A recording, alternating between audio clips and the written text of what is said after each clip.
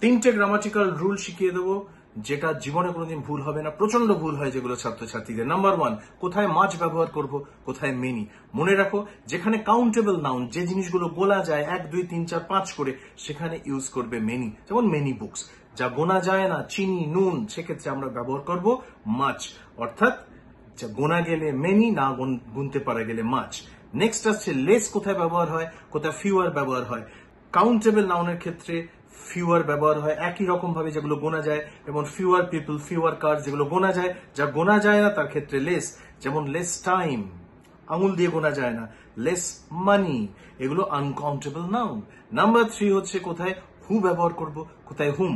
যেখানে হি বা শি থাকবে সেখানে হু, যেখানে হিম বা হার থাকবে সেখানে হচ্ছে হুম। তাহলে হু হচ্ছে যেখানে হি বা শি থাকবে, যেমন হি কল্ড মি, তাহলে প্রশ্ন হবে হু কল্ড ইউ। আর যেখানে হিম বা হার থাকবে সেখানেই হবে হুম, যেমন হুম ডিড ইউ স্পিক।